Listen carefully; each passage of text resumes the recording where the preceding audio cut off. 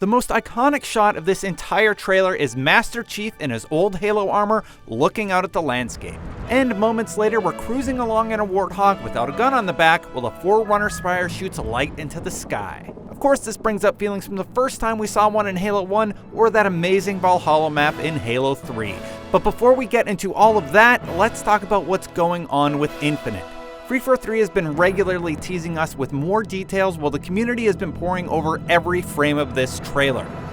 Since the reveal, 343 has confirmed that the game will focus on Master Chief, but also that it takes place after Halo 5. 343 says this trailer is a clear indication of the direction we are headed with our next game, and art director Nicolas Bouvier says that the art style draws inspiration from the most iconic and historic parts of the Halo franchise. And all of this is shown off in their fancy new slipspace engine. So with the previous news of LAN support, split screen, and a beta for this Halo, we have a lot to look forward to. For now, let's look back into what we've seen thus far. At the very start of the trailer, we're taken back to a place that looks a lot like the Sierra 117 mission from Halo 3. Vegetation is everywhere, but this shot featuring a ribbed circular tunnel has some thinking that something may have burrowed through, resulting in the creation of these caves. For this sequence, we get a look at a mountain while a bright beam of light shoots into the air, which we know is likely from a Forerunner Spire. Okay, the deer. We'll come back to that. Let's discuss the Morse code heard in this radio sequence first. Remember at the end of Halo 5 when Cortana sent out an EMP pulse? Well, some think that may have fried all modern electronics, forcing the use of Morse code methods of communication. The Morse code heard here has been translated as SOS Zeta Halo Guardian.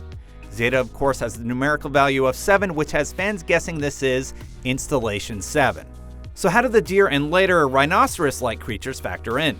Well, the animals, coupled with the Morse code, have many guessing Installation 07, and in Halo lore, this is where ancient humans, alongside other species, were kept and experimented on by mendicant bias.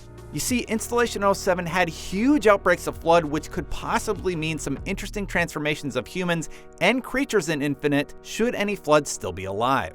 I'll admit my knowledge of 07 lore is fuzzy, so I'd highly recommend checking out this amazing breakdown from Halo Canon, who was kind enough to share his video all about the installation with us. You can see it on IGN or of course his channel, Halo Canon.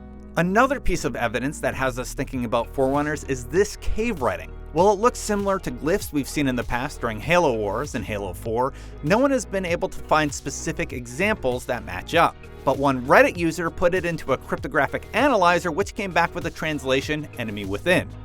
Because that's a bit of a stretch, I'd take it with a grain of salt. Still, it's pretty cool. And of course, the gear looks a lot like its UNSC. The UNSC theory is only further added to when we see a crashed Pelican, which has two important details inside. First, the date seen on the Pelican screen in the cockpit, 05/27/2560. That places Infinite a year and a half past the events of Halo 5. We also see a poster on the left of the ship which reads, "Fight for Her." This is UNSC propaganda we've seen before in Halo CE and the Master Chief Collection, which rally troops to fight for her, aka Earth. There's also some ancillary characters we should talk about.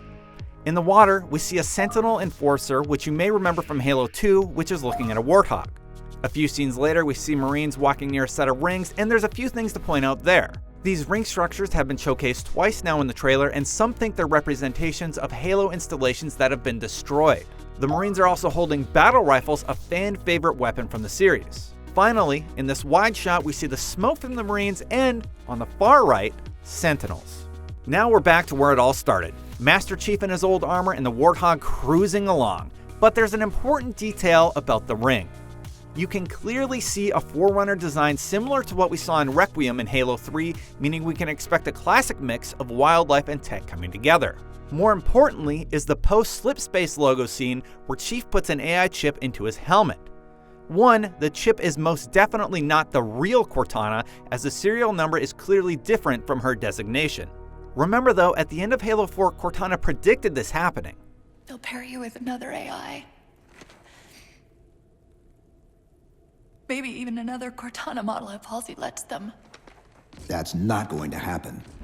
In addition, while this is the older armor, this port is circular and designed differently, meaning the armor he has is possibly a newly built set or has been upgraded to work with new tech introduced since Halo 1. Pretty exciting stuff. That's everything we've found, and we have a lot of questions left over. If this is Installation 07, does Cortana have control of the ring from Halo Wars 2? Will we run into the Flood again? What's going on with Blue Team and Osiris? Time will tell, but be sure to let us know what you think in the comments below. In the meantime, for more on all things Halo, keep it right here on IGN.